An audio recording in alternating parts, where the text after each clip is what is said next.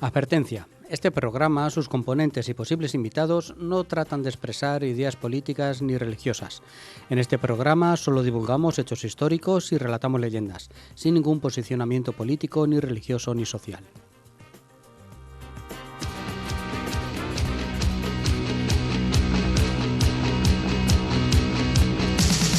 Hace mucho tiempo que se acabó, pero es que hay cosas que nunca se olvidan, por mucho tiempo que pase. Programa 32, contando el Los programa... dos patitos.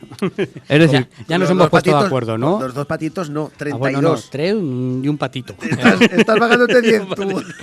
Directamente. para los oyentes, para que nos sigan, que hemos corrido un número, el número de programas porque hemos considerado que nuestro especial Santa Cruz, Paseo que os de Santa recomendamos que volváis a escuchar en iVoox, pues también es un programa y por lo tanto le hemos dado un número y corremos todos. Entonces estamos en el 32. En el 32. Que por cierto, antes de que se nos olvide, tiene por título Esto tiene que cambiar.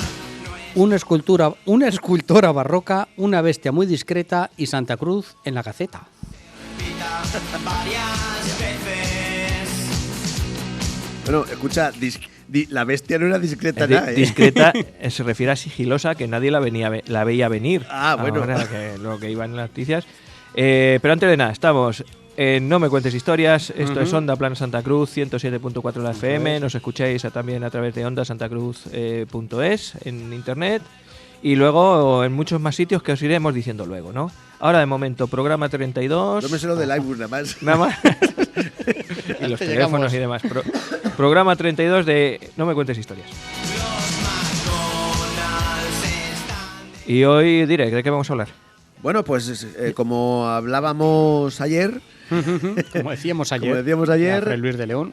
yo voy a hablar de la bestia de Gévaudan, un caso, se denominan Big Cats, o sea, gatos grandes, felinos grandes. ¿Cómo dominas el francés? Sí. Esto va dedicado a los japoneses que nos escuchan. Bueno, ahora hablando en serio, esto es pues un caso que ocurrió en Francia, pero que también pasó aquí en España, un caso no parecido, pero sí que fue en 1517. Os recomiendo que escuchéis el blog de Javier Resines, que es un periodista, el cual nos ha ofrecido su colaboración en algún otro caso, donde apareció un león, ya te digo, en septiembre. Se llama el León de San Miguel, porque apareció en las gotas frías típicas que tenemos en estas épocas, en septiembre. Hubo inundaciones, hubo de todo ahí en Valencia, y apareció este león de la nada, que en un principio se creían que era un animal del circo, del zoo real o del... Exactamente. Pero no, porque es que según lo veían aquí, aparecía en otro lado, o sea que... Parece ser, no sé, no me hagáis mucho caso, ya te digo que visitad el blog de Javier Resines para investigar algo más. Creo que no hizo ninguna muerte, no dio ninguna muerte a nadie. Y desapareció, se tiró al Turia y desapareció. No se ha vuelto a saber más de él. Tendría agua el Turia. El Turia en ese momento sí que tenía agua. Bueno, y este caso pues surgió 2 siglos después. A ver si no lo vas a contar todo antes de empezar. No, 2 siglos después, y bueno, ahora veréis lo que Hace lo que un pasa. par de años en Guadalajara, que está recogida en Twitter y hay fotografías ahí un poquito difusas, se hablaba de una pantera negra en las montañas de la Alcarria, en Guadalajara, ¿sabes? Y se veían fotos de leche para ser un gato muy grande. Me suena así en mitad de eso. Bueno, pues Javier Resines, vuelvo a decir otra vez el nombre, es periodista y en su blog trata de estos temas, de estos temas extraños, de cocodrilos que se han encontrado en el Guadalquivir y la pantera negra esta en Guadalajara. en tal Y sitio. todo demás. ¡Joa! Y yo voy a hablar de Luisa Roldán, la Roldana. ¿Y quién es esta señora? Pues la primera escultora española de la que se tenga noticia a ciencia cierta, de la que se sabe que era escultora y ha quedado registros, que llegó a ser escultora de corte de Carlos II de Austria y Felipe V Borbón, es decir, estamos hablando siglos XVII-XVIII. Ah, pues por ahí me voy a ir yo también, porque yo, ya os anuncié la semana pasada, me puse a indagar en lo que es ahora el Boletín Oficial del Estado, me fui a los orígenes y en los buscadores que tiene el Boletín Oficial del Estado, cuando era Gaceta de Madrid, Gaceta de Gobierno, Sí. Gaceta de Regencia, a buscar noticias sobre Santa Cruz. Y os he traído unas cuantas desde los tiempos pues inmemoriales hasta... Voy a cortar justo cuando entra en nuestra segunda Isabel. Ahí os voy a dar, porque queda muchísimo más y a lo mejor nos da para otros programas, pero Claro. por la extensión que tiene el tema, las tantas noticias, cortaremos más o menos por ahí. Así bien. que esos son nuestros temas y estás, como hemos dicho, en No me cuentes historias. No me cuentes historias. Seremos de nuevo.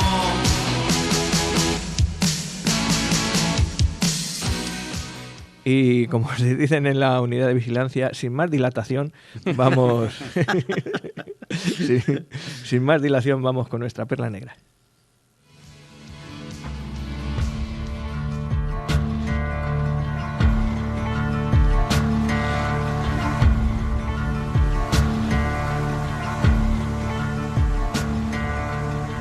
There ain't no grave can hold my body down. There ain't no grave can hold. Estamos en la primavera de 1764, en Francia, en la comarca a la que se la denomina Gévaudan, cerca de la localidad de Lannion. Una joven pastora cuida de su ganado. Es un día de primavera. Luce el sol, las temperaturas son agradables, el color de las flores se mezclan con el verde fresco de la hierba.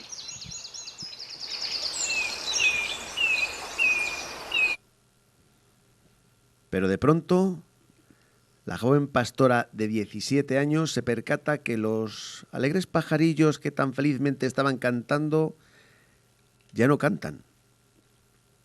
Todo está en calma y en silencio. Y lo está tanto que la joven se estremece. Algo no va bien.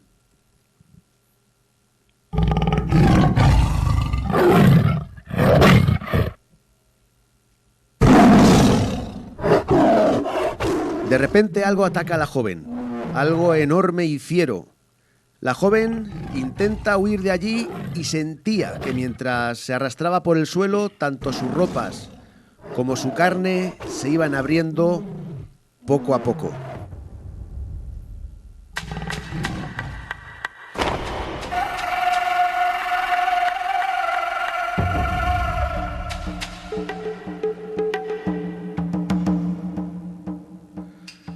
Pero tuvo suerte y gracias a sus bueyes con sus imponentes presencias y sobre todo porque hicieron frente a esta cosa, la joven consigue escapar y llegar al pueblo a pedir ayuda.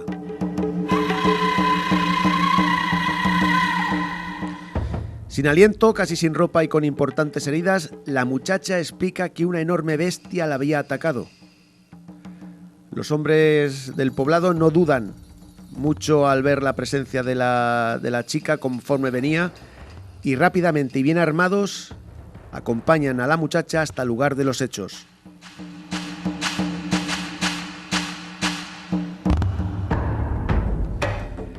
Al llegar allí no había presencia de bestia alguna, ni de sangre, pero sí que vieron la actitud temblorosa de nerviosismo, de angustia, de miedo, de los rumiantes que le hicieron frente y de los perros, que esos andaban escondidos y no querían salir del escondrijo.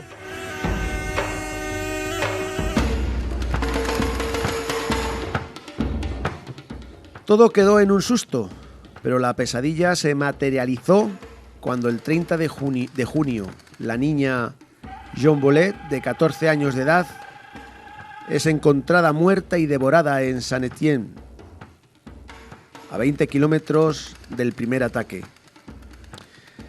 El acta del fallecimiento cuenta que fue enterrada sin recibir sacramento y que murió por el ataque de un animal feroz y desconocido.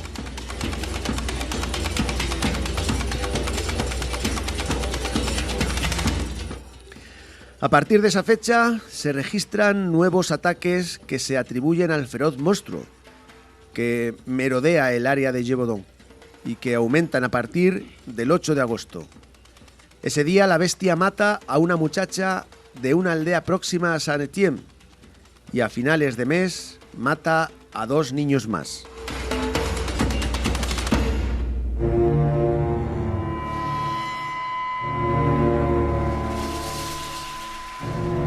Y el 6 de septiembre la criatura aparece en una aldea muy próxima a Darchan. Eran las 19 horas, cuando el monstruo fija a su víctima.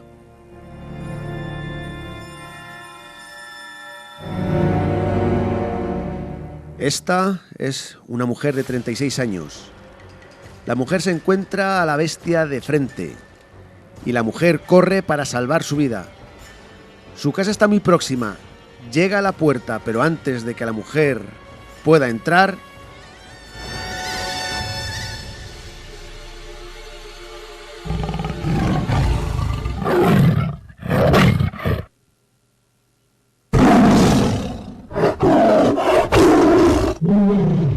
la bestia degüella a su víctima y después se bebe su sangre.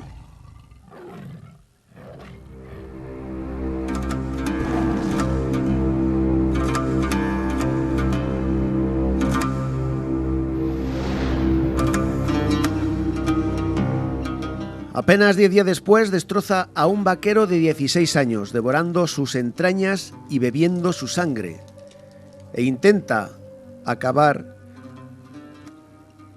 con la vida de otro.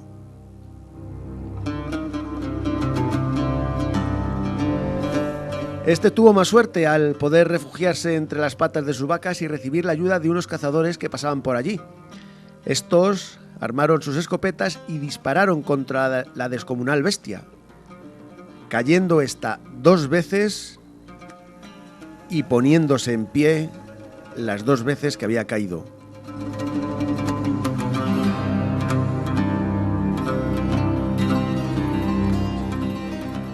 Los ataques continúan. Una niña de 12 años, una chica de 20 años, un niño de 10, y nadie puede parar a la bestia de Gévaudan.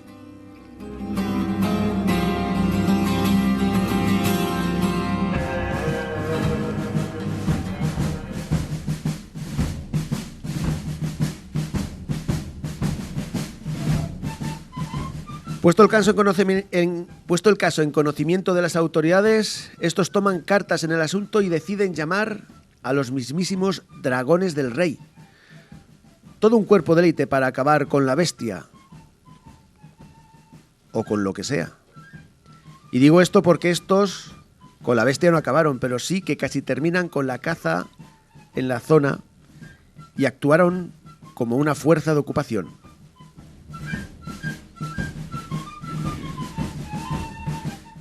Pero la bestia sí que existe, y lo confirma el capitán Duhamel, que se topa con ella y la persigue. Y la dispara, sin conseguir derribarla. El capitán la describe como una bestia del tamaño de un toro, de 1 año más o menos, con patas como las de un oso, ojos grandes como los de una ternera y corre más que un caballo militar.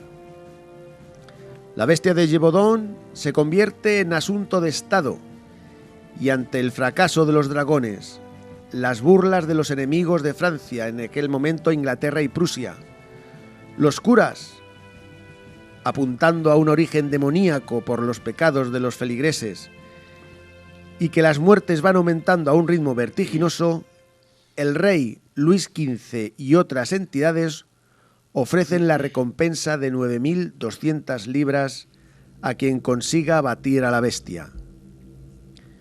Este ofrecimiento hace que cazadores de toda Europa lleguen a la zona diezmando a los lobos, pero sin conseguir dar con el monstruo. Y ante esto, las personas que se encargaban del pastoreo forman grupos para el cuidado de sus animales.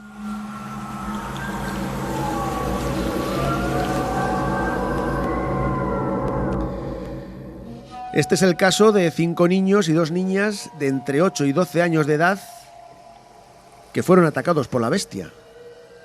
Ellos adoptan una posición defensiva. La extraña fiera gira en torno a los niños y coge a uno. Pero los niños reaccionan bien. Pinchan a la bestia con sus cuchillos que llevaban atados al final de los palos y el animal suelta a su presa, pero no si antes haberla devorado parte de la mejilla derecha. La bestia vuelve al ataque y agarra por el brazo al más pequeño, queriéndoselo llevar. En ese momento, uno de los chicos sugiere huir, pero la determinación del grupo hace que finalmente la bestia soltase al niño y huyera hacia el bosque.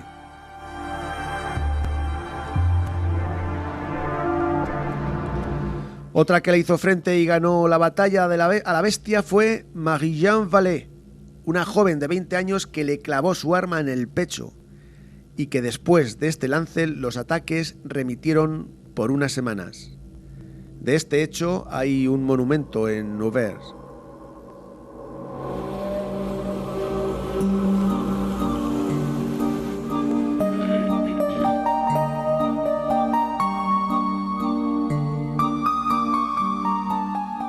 Ya en 1765 el cazador François Antoine, cazador real, mata a una gran loba y desata la histeria colectiva, y más cuando algunos de los supervivientes reconocen al animal como el que les atacó. Esta loba fue disecada y llevada ante Luis XV, dando así el monarca por concluida el tema de la bestia de Gévaudan. Pero no habían matado al animal exacto. En marzo de 1766 regresan los ataques y muertes a la comarca. Anteriormente la gente había acusado a los gitanos cíngaros de haber dejado escapar algún animal que llevaban con ellos. Ahora, en este renacer de la bestia, lo que se rumorea es que un joven llamado Antoine Chastel, ayudado por un noble, el marqués de Apcher, habían amaestrado a una bestia y que era ella la causante de todos esos ataques.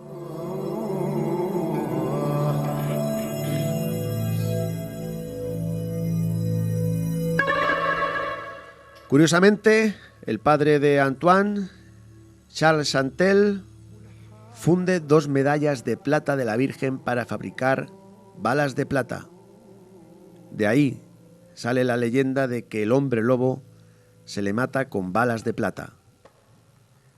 El 19 de junio de 1767, en una batida para matar a la bestia, Charles Chantel pone fin, esta vez sí, a la bestia de Gévaudan.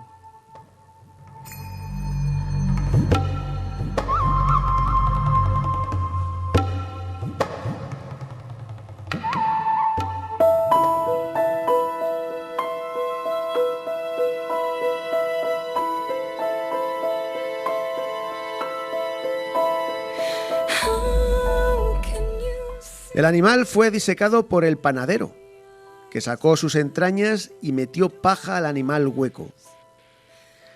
Los días de celebración, más el calor, más el trayecto y el mal trabajo del panadero, hicieron que cuando la bestia fue entregada a Luis XV, ésta estuviera en un avanzado estado de putrefacción. Los huesos entonces se conservaron en el Museo Real, donde finalmente ardieron en un incendio en el año de 1830.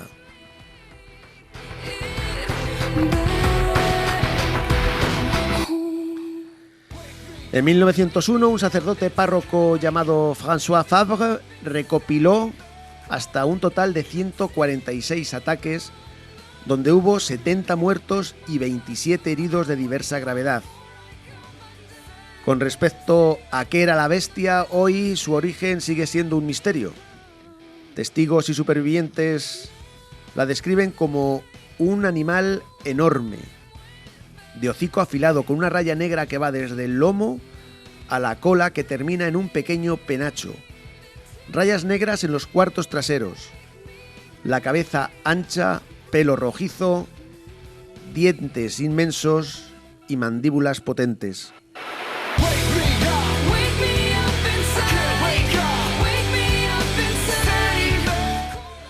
Hoy, la comarca de Gévaudan mantiene el recuerdo de la tragedia de esos días. La bestia de Gévaudan no es una mera leyenda para asustar a los niños. La bestia existió y, al igual que sus numerosas víctimas, forman parte de la historia de Francia.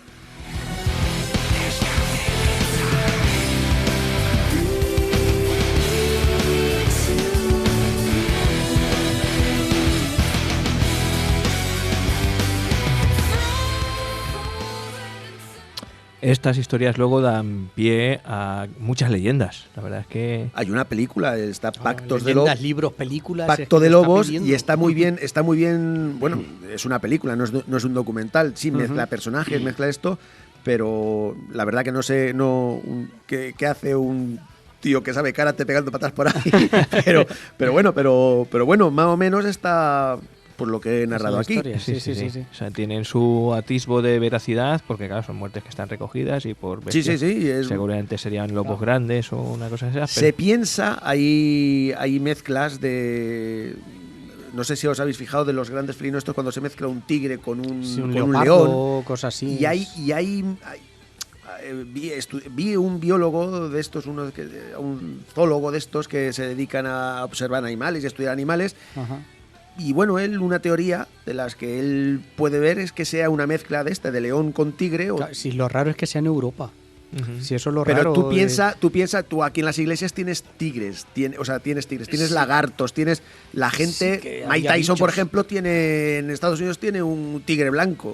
A ver, si ahora es más normal, lo que pasa que antes. En jorobar- 1517, por ejemplo, lo que te he contado de lo de Valencia, el león Sí. de San Miguel, Sí. un león que creen que puede haber sido del zoológico real. O sea que Sí. normalmente sí se tiene. Que las mezclas, bueno, pues las mezclas Sí, es más de complicado, animales pero ya es también más se puede complicado, dar. pero sí, la gente que tenía dinero y la gente rica pues tenía El animales caso- exóticos. Esos El antojos, caso sí. es que una bestia, pues eso, descosida, que hizo mucha pupita por allí. Hizo mucha pupita. Y da pie para esta bonita historia. Pues esta ha sido nuestra perla negra de hoy. Muy bien. Can hold my body down. Estás escuchando, como nos gusta decir, No me cuentes historias, el programa de historia y leyendas de Onda Plana Santa Cruz, en el 107.4 de la FM, en Onda planasantacruz.es también en streaming nos puedes oír. Y vamos a aprovechar para dar nuestros teléfonos. Y en nuestro- iBooks. En iBooks. Eso sí, para los que nos escuchen no los domingos a las 4 o los miércoles a las 9, que es cuando sale el programa, pues nos podéis encontrar en las plataformas de audio, en iBooks o Spotify, que también estamos, poniendo Sí. No me Y cuentes si no, historias. os lo iremos recordando en Facebook, nuestra cuenta, nuestro muro es No me cuentes historias, Twitter es @no me cuentes onda, en YouTube nuestro canal es No me cuentes historias y Spotify también es No me cuentes historias, ¿no, Rafa? Sí. En todos esos sitios. Y En- si no, pues en nuestro WhatsApp, que es el Exactamente. 679984636. Ujú. He visto que me lo aprendió de memoria Del ya. tirón, del con una tirón. seguridad. Desde que llevas gafas, tío. Y no veo nada, está sucia, voy a limpiarla. Pues ahí nos podéis encontrar. Así que con todo eso, sabéis que estamos aquí, pues Juan Carlos Pacheco, Joaquín Belinchón y servidora Rafael García, hablando de historias y de cosas. Hemos escuchado la sección de Juan Carlos, que es la Perla perla negra, y nos vamos directamente con la mía, que esta vez toca historias de la encomienda. Así que, con la música de Bim Mertens, empezamos. Ahí vamos.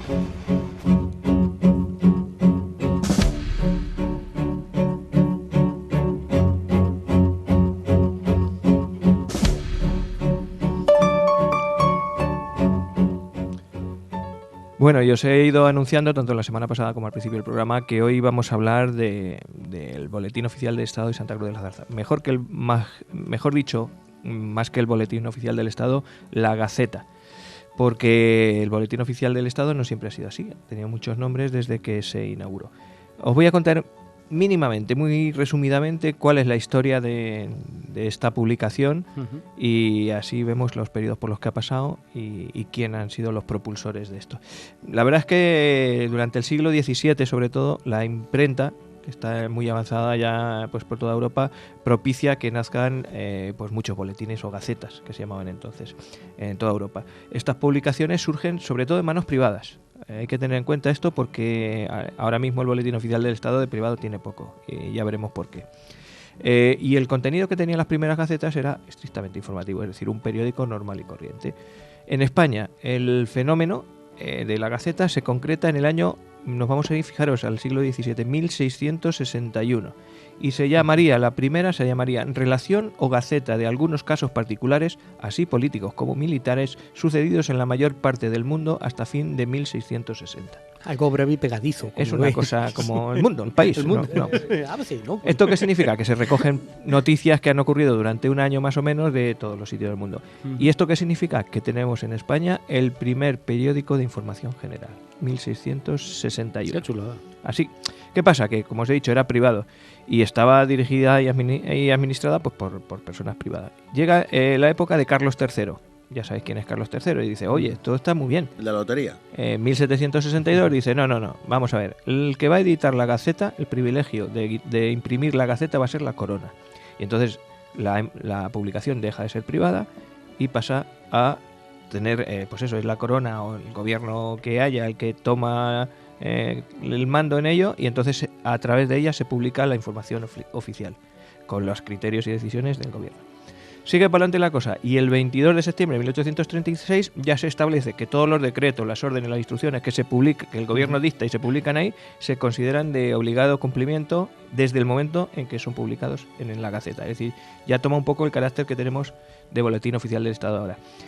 Un poquito más adelante, en 1886, se establece que la publicación solo contendrá documentos de interés generales, leyes, decretos, sentencias, etcétera, etcétera, y se establece el orden de preferencia de la publicación, primero las leyes, luego los reales decretos, luego las reales órdenes, y también qué se pone antes y qué se pone después.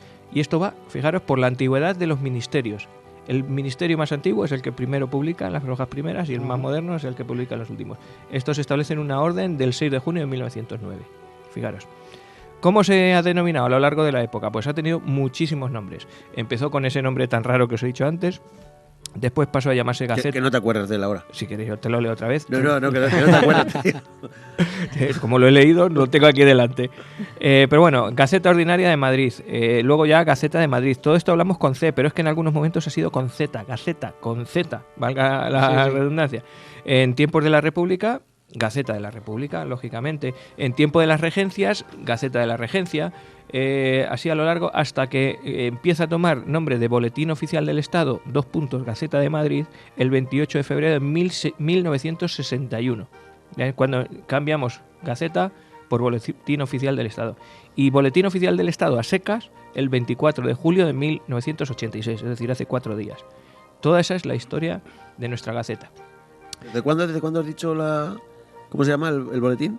Boletín Oficial del Estado, Gaceta de Madrid, desde 1961. Y se le quita lo de Gaceta de Madrid, solamente BOE, en 1986. Entonces, con toda esta relación, y os he dicho, en la Gaceta al principio aparecía de todo. O sea, hay noticias del extranjero, noticias nacionales. Era más un periódico que otra cosa. Sí. Yo he leído folletines, he leído églogas odas, poesía, anuncios de obras de teatro, es decir, hay de todo en las primeras épocas. Y pues en el buscador que tienes, si entráis en la página del Boletín Oficial del Estado en internet y buscáis boletines históricos, están ahí todas las gacetas con sus nombres correspondientes en cada época, y si ponéis algún tipo de búsqueda, yo en este caso puse Santa Cruz de la Zarza, pues aparecen documentos donde aparece nuestro pueblo y lo que ocurrió allí en cierta época. Y eso es lo que vamos. Os voy a contar además lo vamos a enfocar o centralizar o decir de qué reinado, de qué época es cada una de las noticias, para que tengáis un poco... Ponerlo en contexto. Exactamente, lo que te gusta a ti. Pues mira, la primera noticia que he encontrado, fíjate que lo tengo aquí fotocopiado con su letra original. ¿La ves esa? Sí. Esa es la letra de la Gaceta original, que la he fotocopiado. Es una noticia del 13 de junio de 1741. Justo el reinado de Felipe V. Al final. Hemos saltado, pues si la Gaceta hablamos de 1600 y pico a 1700, hasta un siglo después Santa Cruz de la Zarza no aparece. Y fijaros, la primera noticia que aparece es que han bautizado a un niño inglés. ¿Aquí en el pueblo? Aquí en el pueblo. No os imaginéis quién lo bautizó. A ver si os suena Diego Sánchez Carralero. ¿Os suena ahora? ¿Os recuerda? El amigo de este. Pariente de mi amigo Julián. El prior que convocó aquí el sínodo, de Santa exactamente. Cruz. Pues, Sí. pues ese fue el que lo bautizó y la noticia que es muy... ¿Dicen que hay iglesia y todo? Sí, te voy a leer la noticia vale. tal cual. Cuenta. La víspera de Pentecostés bautizó don Diego Sánchez Carralero, prior del Real Convento de Santiago de Uclés, en la parroquial de Santiago de la Villa de Santa Cruz de la Zarza, a un niño inglés convertido a nuestra santa fe católica y catequizado por los padres, por eso estaba aquí, trinitarios descalzos de dicha villa. Es decir, uno de los niños que tenían como pupilos los padres trinitarios en nuestro convento. Púsele los nombres, esto sí una cosa sencilla, de Félix de Valois Diego Manuel Joseph Luis, y fue su padrino el licenciado don Manuel Arias Chamones, con X, que será Jamones, presbítero. Esa es nuestra primera Mira, noticia. Donde aparecemos en el mundo mundial. En el mundo mundial.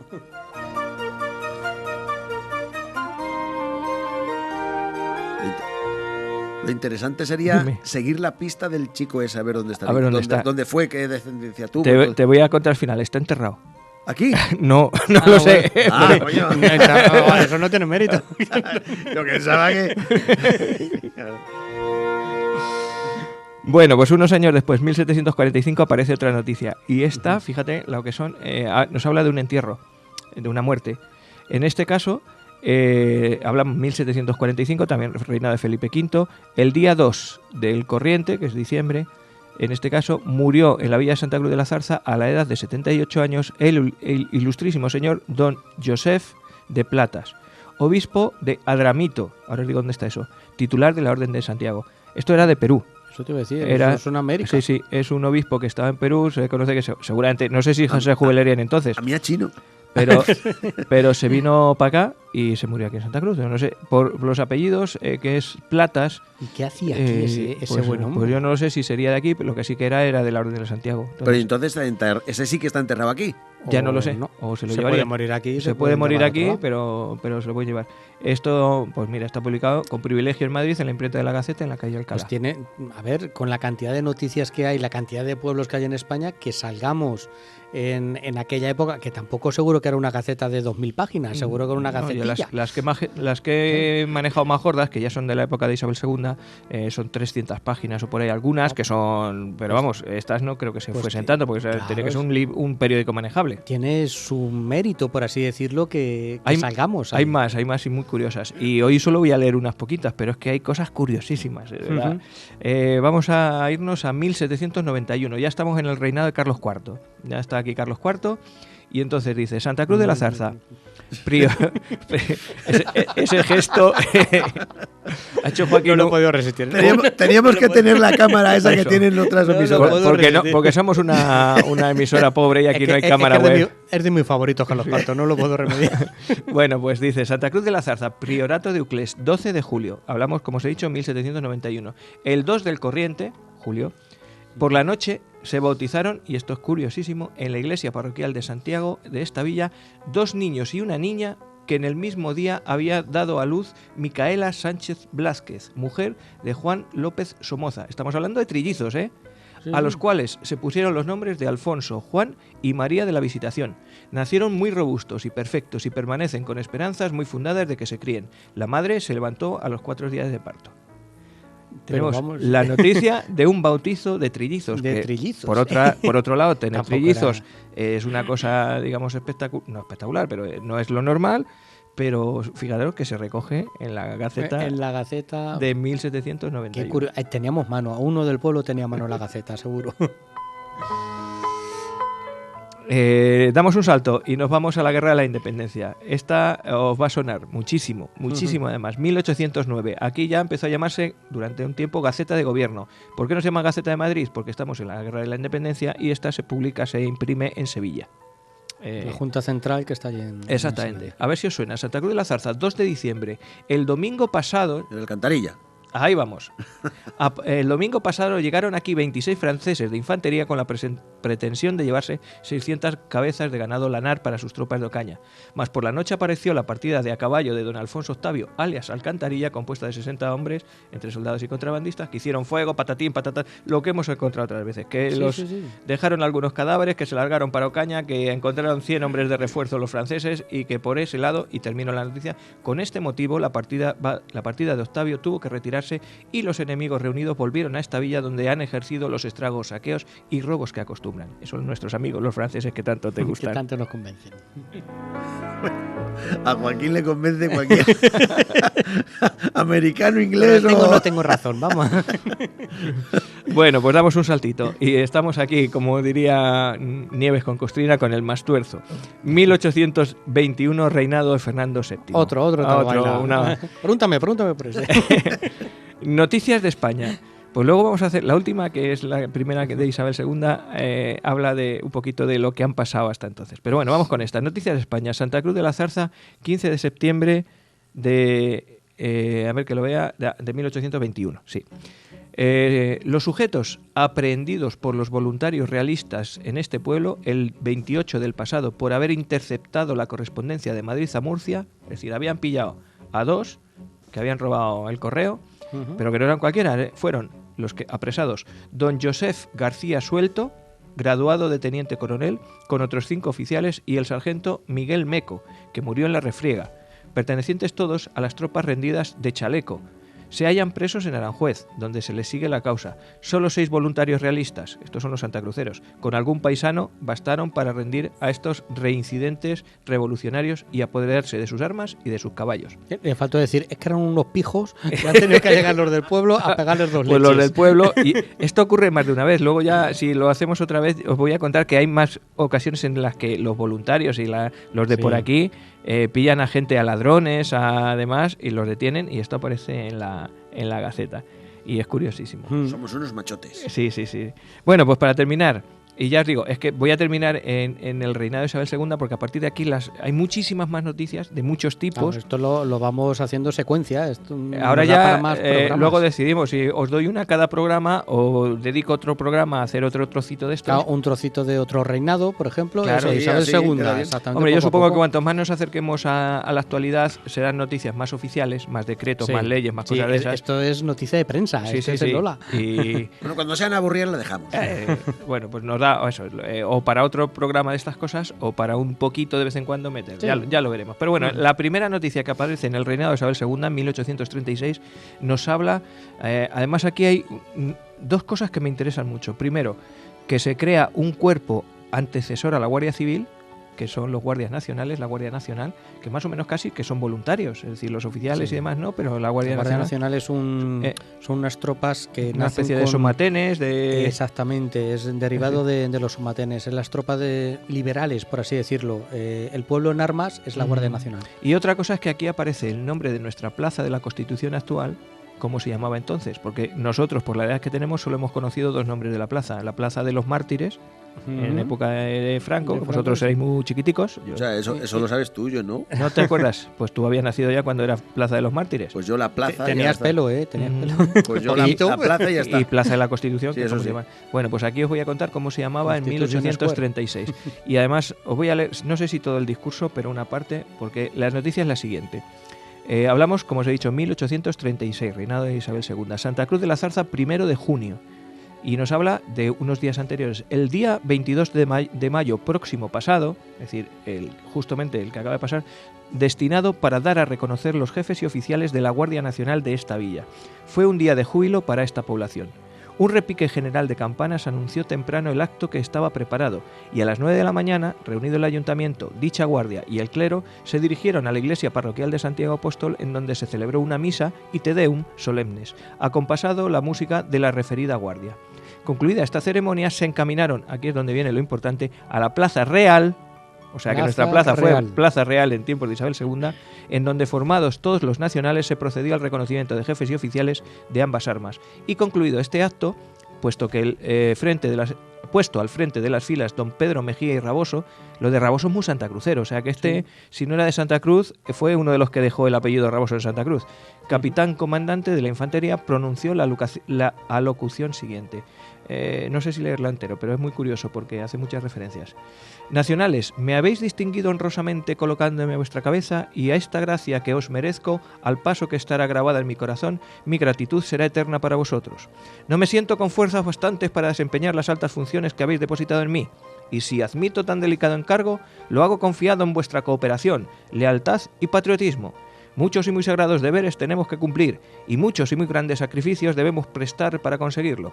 Sostener el trono de Isabel II, asegurar la tranquilidad pública y afianzar de un modo indestructible la libertad de la patria es nuestro ídolo.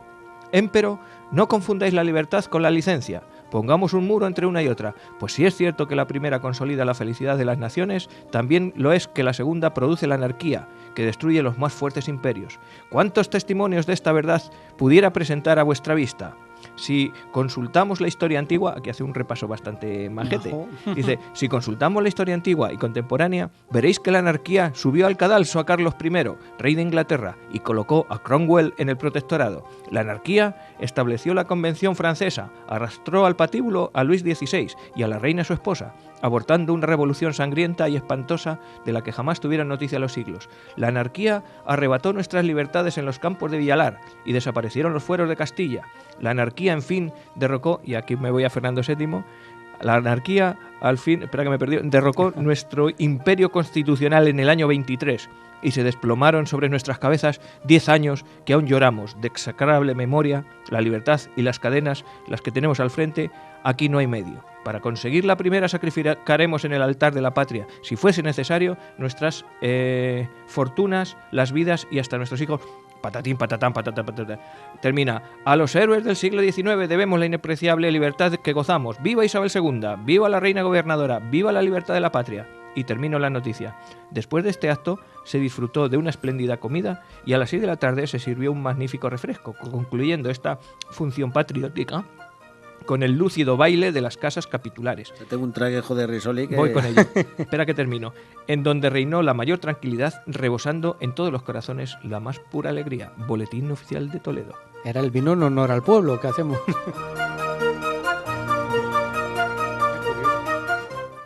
Esto es lo que Qué tenemos. curioso, me ha gustado. Está muy, muy curioso, sí. Sí, Pues me ha ahí, gustado mucho. es que no os quiero adelantar nada, porque es que he encontrado cosas...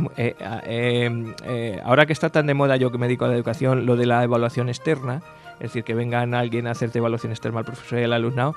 En esta época, un poquito más adelante, también hubo evaluación externa en Santa Cruz de la Zarza. Y Está todo inventado, ¿eh? Y vino un inspector a evaluar a los chiquillos a ver si sabían el catecismo y la I, la I, la I, la U y la U. Y a los chiquillos y a las chiquillas si sabían. Y, bueno. y está recogido. Es una cosa curiosísima. Pues eso, pues podemos hacer... Sí, Sí. otro Bueno, día pues, exactamente, cuando puedo nos apetezca. duplicar. Para el próximo me hago otro trocillo. Tenía preparado otra cosa también que tenía que ver con la educación. Dentro de 2 semanas estoy hablando. Pero si queréis le doy otra vuelta a esto, porque hay, ya digo, cosas... Mola.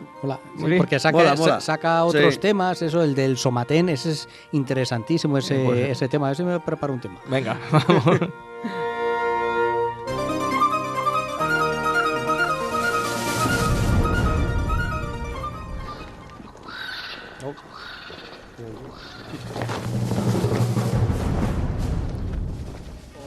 Bueno, no sé por qué, pero esto ha saltado yo solo. Sí, Tenía me ha ganas, lanzado. Estaba yo aquí tan relajado. tenía Uy, ganas. si voy yo. Espera un momento, que pongo otra cosa y nos tomamos un respirillo, ¿no? Y ya decimos dónde Venga, estamos y esas estas cosas. cosas, sí. Espera, te voy a poner por aquí a ver qué tenemos. Espera, esta, que es de la tuya.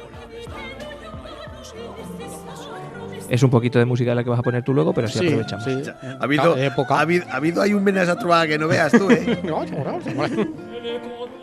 Bueno, pues decía, estamos en Onda Plana Santa Cruz, 107.4. Eso, esto es el Resoli, ya que me traga, Te lengua la traba. me traga la lengua. Y bueno, que esto es No me cuentes historias. Lo demás, Joaquín. Lo demás, pues mira, empezamos con el teléfono del estudio, el 925 14 30 19, y el WhatsApp también de Onda Plana, el 618 76 2924. que deciros que estamos, el teléfono nuestro, Rafa. El 679-984636, ahí tenemos WhatsApp. Pues para lo que queráis. Aparte de que nosotros pedimos muchas cosas con el Facebook, por el Facebook que lo pilota Joaquín, pues también nos gusta que a través de esto, consejos, sugerencias, exactamente. Lo que Oye, os me venga. apetece hablar de este tema. es una pues, línea directa y siempre además bienvenido. os contestamos sí o sí. Y luego por iBooks también se puede escribir. También por iBooks, por Facebook, nos por felicitan y esas Twitter, cosas. por Espina. Spotify, no. No lo sé. Ahí me pillas. Pero tiene ahí una espina clava el Sí, dire. sí, una espinica. Bueno, algún día invitaremos a nuestros... Anónimo. Pero bueno, y nada, pues que estamos aquí abiertos a que nos propongáis también cosas. Ya nos han propuesto alguna vez. Estamos trabajando. La verdad es que las cosas que hemos oído por ahí que os apetece escuchar, las tenemos trabajando. Nos cuesta un poquito más de trabajo porque no nos dedicamos a esto, no somos profesionales. No, tú no eres profesional, ¿no? No, Tú- yo soy sastre. coser un botón sí, pero investigar ya nos cuesta más No, trabajo. nos cuesta Somos más, pues divulgadores sí. aficionados. Hay que sacar tiempo exactamente debajo de las piedras para Y- tratar de hacer un y programa eso. medio decente. Y estamos, pues eso, abiertos a todos. Así que nada, hemos estado escuchando al principio La Perla Negra, que es la sección de nuestro Juan Carlos dire, de Pacheco. Juan Carlos. Hemos escuchado en esta ocasión Historia de la Encomienda, con las cosas estas de la Gaceta, que son curiosas y son chulas. Y ahora vamos a escuchar otra cosa muy chula, que es Hoy nos acordamos de... Pero espera que te ponga, como no, el himno de los Nuestra tercios. canción de los tercios.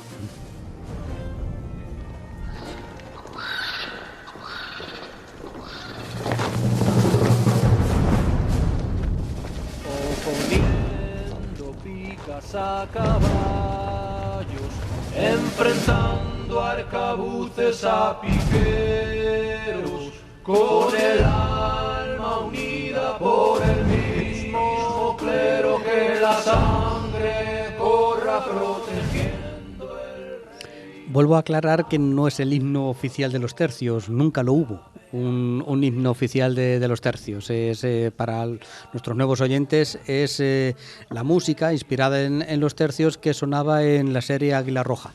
Lo que pasa que, bueno, queremos que recoge muy bien el espíritu de la época y pues nos ha gustado Que mucho. por cierto, no te he preguntado nunca, ¿a ti qué te parecía Águila Roja? Pues no creas que era seguidor de Águila Roja. No. A mí no me gustaba. Lo veía tarde, mal y nunca, ¿sabes? Y no soy muy televisivo. No soy fiel a ninguna serie de televisión. Soy más de papel, soy más de leer y de radio. Entonces, toda mi vida me he dormido con la radio. Ahora trato de leer por mi trabajo y porque me gusta, entonces dedico muchas horas a la lectura, y si estás a roles no estás a setas. Entonces, como no puedo leer y ver la tele a la vez, pues me inclino por los libros. ¿Por qué lo preguntas? No, porque yo entiendo que es una serie que tiene sus pros y sus contras. Tiene sus cosas muy buenas desde el punto de vista de que difunde historia Exactamente. y sus cosas malas en que no, claro, no es fiable 100% porque Sí, no hacen una... no es un documental. Claro, pero empezando A mí me porque gustan hablan... los primeros programas. Pero vamos a ver, empezando, pues, es una serie de ficción, lógicamente, sí, pero es que hay que empezar por eso. hablando Cheli, es decir, el lenguaje que utilizan es un lenguaje castizo de...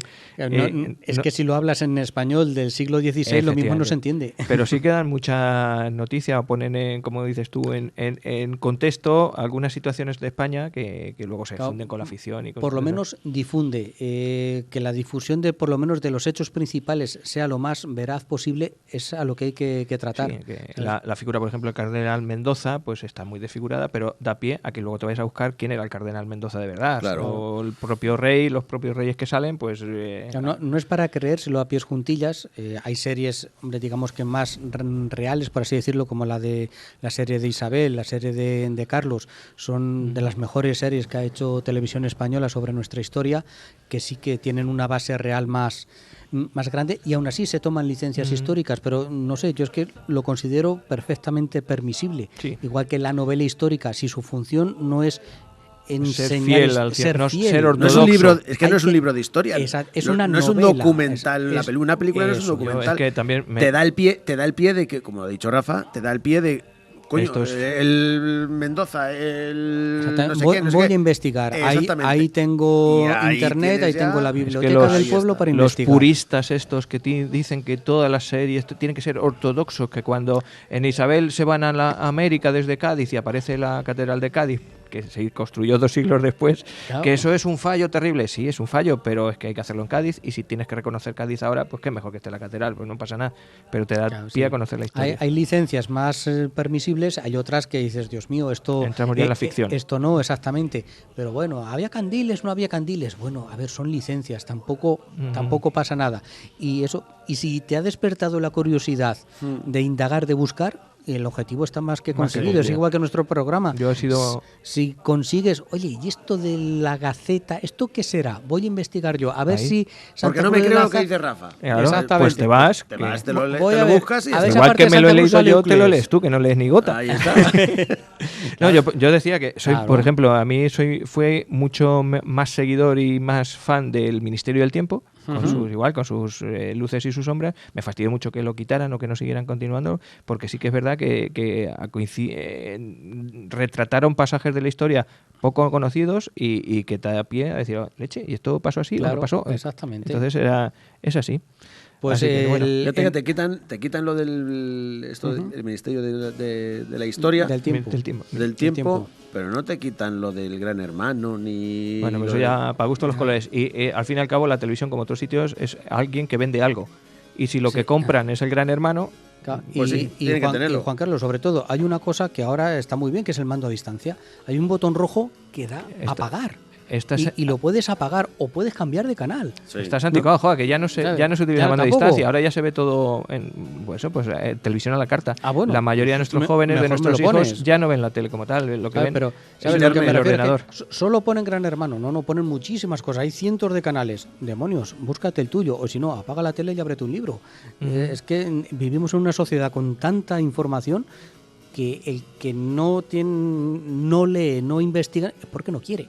Sí. Simplemente la Sí. cosa es tener esa curiosidad que seguro que sacas ese rato para poder buscar e interesarte por algún tema que te llame la atención. Bueno, pues te estoy recortando tiempo de tu querida Roldana, así No te que preocupes. vamos con Condensamos ella ahora un y poquito. condensamos un poquito. Muy bien. Pues para ti, espera, que te Sube pongo un poquito la un poquito musiquilla la y música. así sí. entro, exactamente.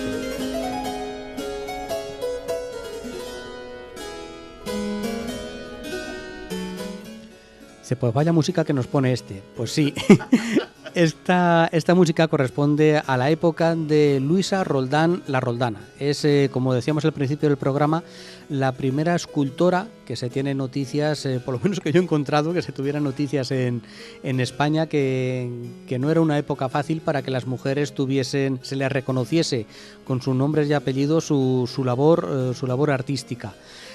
¿Dónde estamos? En la España del siglo XVII. En nuestro siglo de oro, en nuestro siglo de nuestras Meninas de Velázquez o de Calderón de la Barca. Es una época donde políticamente España estaba empezando una crisis muy fastidiosa, muy dura. Eso es la época de los Austrias menores.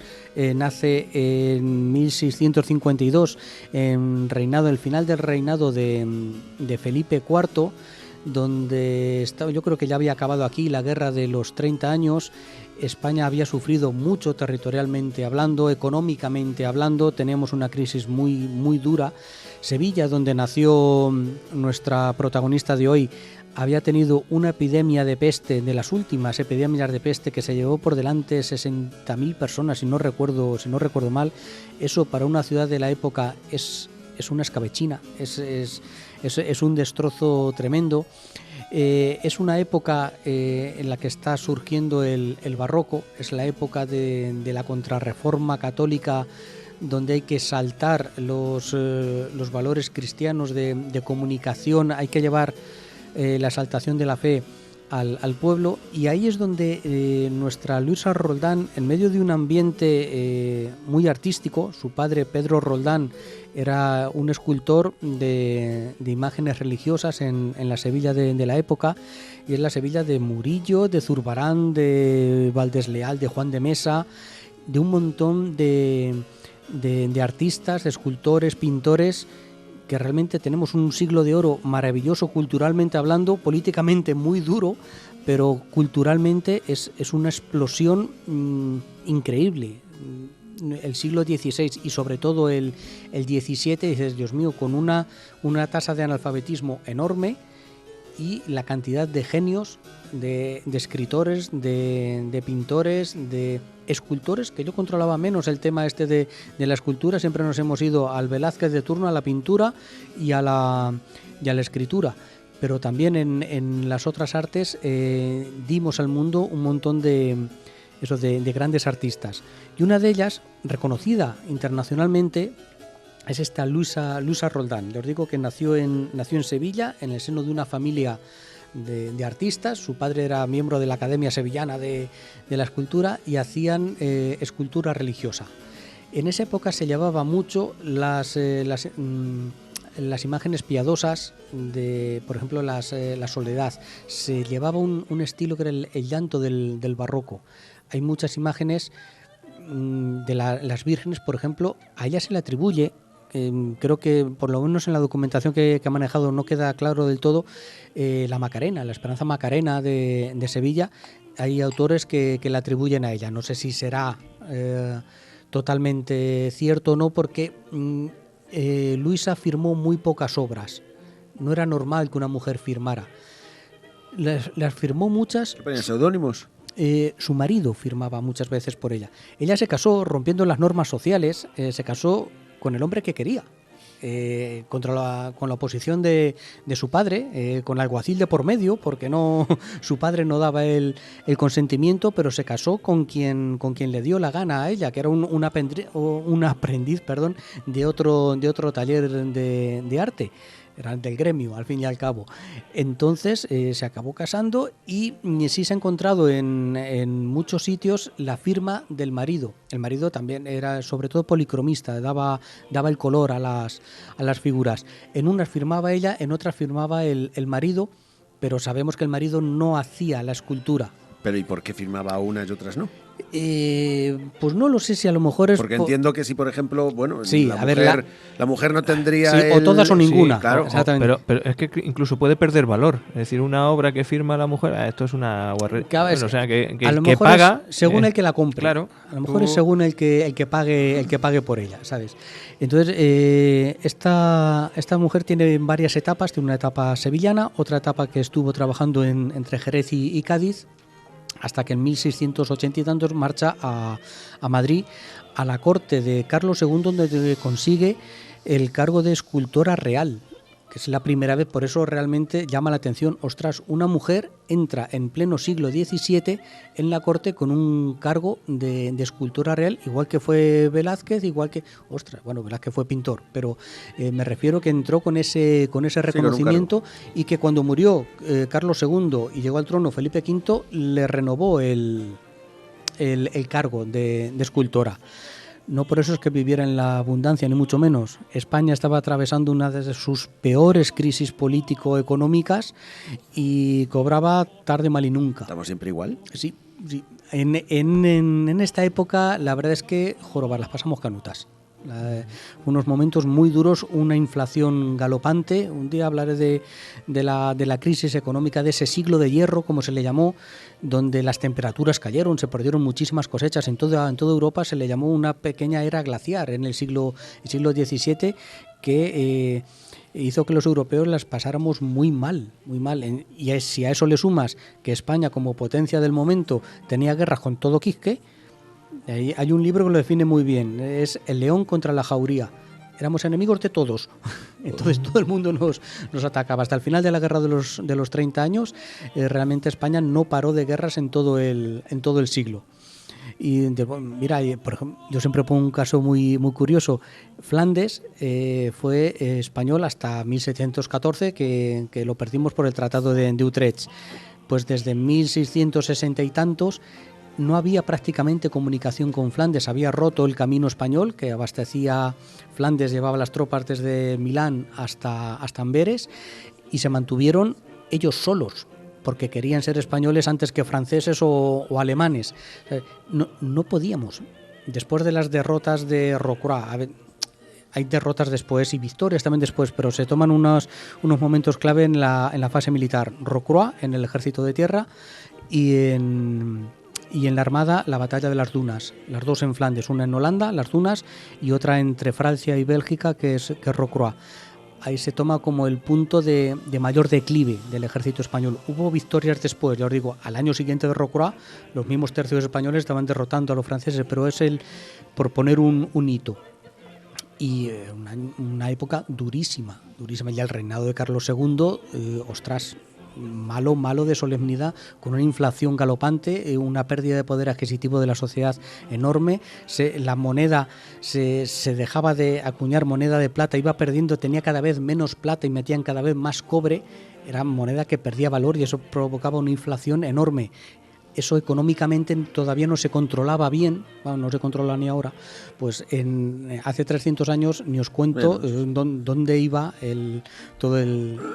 la circulación monetaria, no se comprendía bien y la verdad es que provocaba un desastre económico enorme.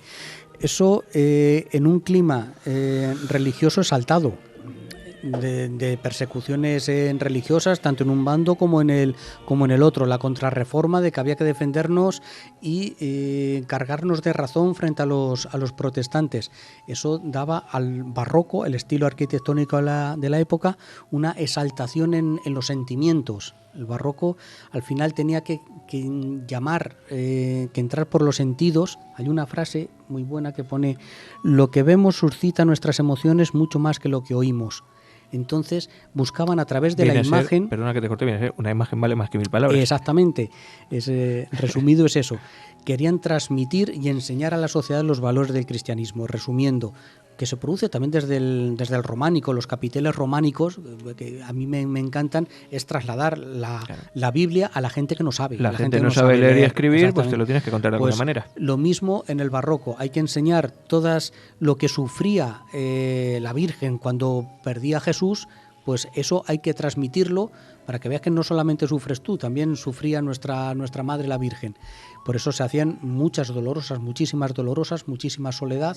Hay un montón de hermandades de Sevilla que llevan imágenes de esta nuestra Roldana, que es así como se la llamaba, tanto de Sevilla como de Jerez de la Frontera, de Dos Hermanas, de todo el sur. Entre Sevilla y Cádiz hay muchísimas imágenes. Inspiraría muchas, otras muchas.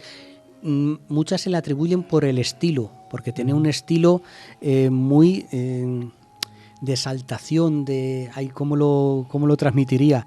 De llevar los sentimientos, de mucho lloro. ¿Sabes? Sí, estamos hablando de una figura a la altura de Salcillo, de Berruguete. Exactamente, sí. En otro momento geográfico, en otro espacio geográfico, pero sí, en Sevilla, en esa época. Se hablan de las grandes tallas que procesionan, siempre se habla de grandes escultores. Exactamente, y esta mujer estaba... Salcillo, Berruguete, y esta mujer estaba a la altura de ellos. En Madrid, sí es verdad que se dedicaba también mucho para esculturas para la nobleza. Por ejemplo, el convento de las Descalzas, que hay que visitar sí o sí, también lo hicieron los austres para recoger a las hijas de la nobleza que querían entrar de monjas, que tiene una riqueza incalculable. Pues hizo muchas obras para este convento. Y la mujer, como viva imagen de su tiempo, ya os digo que cobraba tarde, mal y nunca, acabó en la pobreza más absoluta, prácticamente mendigando, suplicando al rey que le pagara, porque es que no pagaban. Ya os digo, el sueldo llegaba mal, pero no pagaba la nobleza porque el país en general tenía una crisis económica muy grave. Y tenemos todos los artistas que por ahí que lo han pasado mal, ¿eh? Lo han pasado muchos, ahora muchos lo han pasado lo vemos muy ahora mal. Así en el tiempo, a lo lejos, y piensas, Cervantes tuvo que vivir en la abundancia, la mujer esta tuvo que vivir, y resulta que mueren pobres, mueren... Nada. Hay algunos que sí, que gracias a Dios, Alonso de Ercilla, que hablábamos hace unos programas de él, este hombre pues sí, gracias a Dios tenía tierras y podía vivir mejor. Pero esta mujer que vivía de sus manos, de su trabajo, le costaba cobrar. Y al final ir a cobrar a un noble en el siglo XVII pues tenía sus cosas. El noble era el noble. Y más si eres mujer, ¿no? También. Y más si eres mujer, exactamente. Por eso muchas veces firmaría el marido, que también hay rumores que si el marido tenía la mano larga o no tenía la mano larga, que si sufría violencia o no sufría violencia, pues bueno, no ha quedado claro, porque que es curioso, porque en algunas imágenes se ve, se supone que el demonio que Era ella, su marido. que era su marido, y ella era el arcángel San Miguel con la espada, ¿sabes? Ella. Sí. Que se lo quería cargar, vamos. Más o menos, sí. Aunque hay escritos que ella habla de lo guapo, apuesto y viril que su marido, pero en otros te encuentras la escultura y dices, uy, pero si esa es la cara de la Roldana y este es el marido, Ahí tienes este no es el diablo. Ahí tienes a doña Urraca, Palaizas, que se metía con su marido para allá, para acá, para acá, para allá. Pa' acá, pa' allá. Hacían sus Exactamente. cosas, hacían las paces y venga. Entonces, esta mujer es una mujer de su tiempo, pero a la vez rompedora, porque no era normal eso, una mujer que trabajase por sus manos y rompiese roles sociales. Su marido la raptó. Eso os he dicho que no, su padre no quería que se casara con ella. Hablan los autores del rapto de la Roldana, donde ella se deja raptar. También es algo más o menos común en la época, se deja raptar por su novio con alguacil presente, ¿sabes? Para que la rapta, pero no la tocas hasta que no llegue el vicario, ¿eh? Eso está muy, tú muy te vas- arraigado en las tradiciones gitanas, por ejemplo. Ah, pues algo parecido. El rastro y la pidía también. Sí. Pues ella se va con el alcaide para Sí, que se han escapado. guarde su virtud hasta que llegue el vicario y os dé la bendición. Pero es el rastro de la Roldana. Rompe los moldes sociales del momento y es capaz de llegar a la corte, cosa que no he encontrado muchas mujeres, artistas que llegaran a la corte de los reyes por méritos propios. Porque sí, su padre era artista, pero no era de un primer espada. Eso tipo los que hemos hablado de Zurbarán, Murillo, no, era uno del montón. Y ella, con su trabajo, pim pam, se consiguió. A la vez que estaba pariendo, tuvo 7 hijos, le murieron 4. Ya os digo, mucha peste, mucha hambre. Un final de siglo que tuvo España bastante complicadillo, ¿sabes? Pero esta figura, la verdad es que Dicen que las emerge. desgracias no vienen solas. Fíjate que la peste, Claro. problemas económicos. Es que a lo mejor unas es consecuencias de otras. las otras. La pobreza llama pobreza, ¿sabes? Y también afina la inteligencia y la creatividad y esas cosas. Claro, yo es lo que digo, en un momento donde la inmensa mayoría de la población era analfabeta, no hay una institución pública, no hay una escuela. Había escuelas, muchísimas escuelas, sobre todo eclesiásticas, pero realmente escuela como tal tampoco había tantas. No había tanta gente que supiera escribir. En cambio había una producción de imprenta bastante importante y una cantidad de escritores buenos, no buenísimos. Lo siguiente son nuestros siglos de oro culturalmente hablando. Luego el siglo XVIII bajó un montón más cuando resulta que económicamente el país iba mejor. Es una cosa curiosa. Yo creo que es un poco fruto del renacimiento de aquella época de los reyes católicos, donde se potenció tanto la cultura, que luego estamos recogiendo los frutos en los siglos XVI y XVII. Un poquito pueden venir por ahí los tiros. Muy bien, pues igual, interesante. Una figura un poquito olvidada de la mano de Dios reconocimiento, que podemos interesante recordar aquí. reconocimiento. Bueno, ya que aprovecho que se te acaba tu música y vamos con Os he amenazado Los lunis. un día No. tras otro. Sí, No, hombre, no. sí, porque además Es hizo un programa serio. el Dire hizo el otro día referencia al Cid Campeador, así que voy a poner a los Lunis y al Cid Campeador. Canciones con historia. Miedo me da.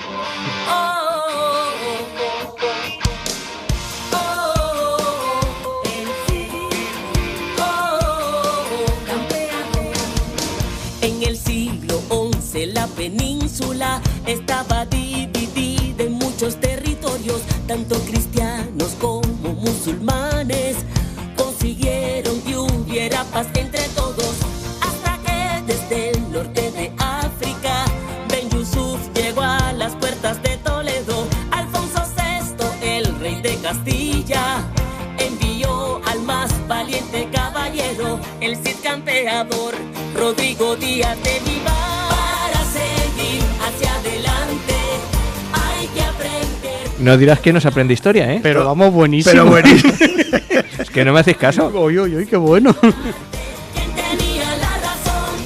Bueno, son los Lunis y esta es Lucrecia, realmente. Sí, es sí, Lucrecia. Hay que aprender a perdonarse y en un segundo fuera el orgullo. Bueno, pues luego os la pongo por ahí otro día. Vamos a aprovechar. Sí, porque voy a hacer un programa de CIS. Pues mira, no pues sé, esta no sé cuándo, pero vamos, estoy en ello. La puedes utilizar de fondo. No sé si debo. Que se nos va el tiempo, que llevamos ya aquí 1 hora y 10 minutillos casi. Cháchara. Así que vamos a ir cerrando. ¿De qué hablamos la semana que viene, campeón? Pues entramos ya en noviembre, ¿eh? Yo mismo, conmigo mismo y yo mismo, Sí. voy a hablar. Siempre tiene que haber un principio para todo. Sí.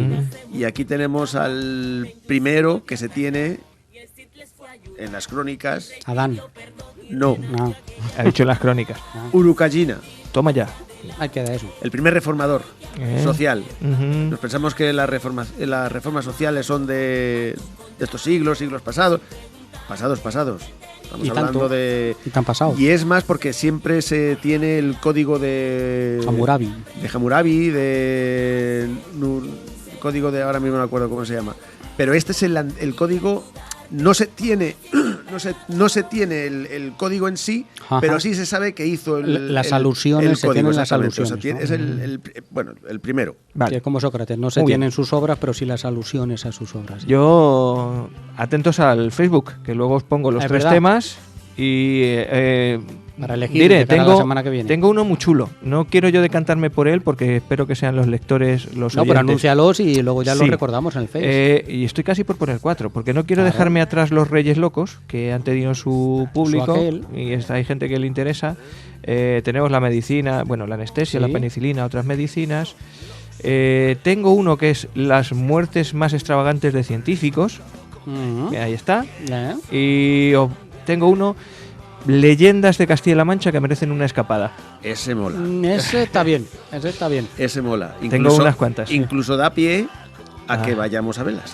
Bueno, pues Yo os iba a invitar a una excursión al castillo de Belmonte. ¿Cuándo? Coño, que la semana que viene quiero hablar del castillo de Belmonte. bueno. Que si queréis vamos. No, donde os voy a invitar yo, y esto ya hablaremos, es al Real de San Vicente. Ah, que vale. tenemos una- o sea, ya mismo, ya en 2 semanas nos vamos. Pues eso, voy a poner las 4. ¿Ganará la mayoría o no? Ganará el que me pida una cosa con más salero y con más El que gracia. te dé la gana, quieres decir. Sí, no, es decir, si la mayoría dice Sí. que Reyes Locos, por ejemplo, Por digo yo, ejemplo. pues Reyes Locos, pero si alguien dice, oye, a mí me gusta que me cuenten leyendas porque patatín, patatán, patatán, y me lo argumenta de una manera graciosa, olvido la mayoría y se lo concedo. Esto es para que le interese de verdad un tema de verdad que se se le ocurre. que se le ocurre un Exactamente, poquito. se le Se le ocurre un ocurre. poco. Y Joa, ¿decías? Ya os he dicho, os invito a ir al castillo de Belmonte, iremos a dar una vuelta, a conocer un poquito ¿Castillo de mis su familiares? historia. Exactamente, sí señor. Pues De a los conocerlo un Pacheco. poquito más. Lo vamos comentando a media, si quieres. Pues nada, aquí nos despedimos. Esto ha sido No me cuentes historias en Onda Plana Santa Cruz, 107.4.es. Vale. Don Juan Carlos Dire, hasta la próxima. Rafa, muchas gracias. La semana que viene, Joaquín, chicos. nos vemos. Con Dios.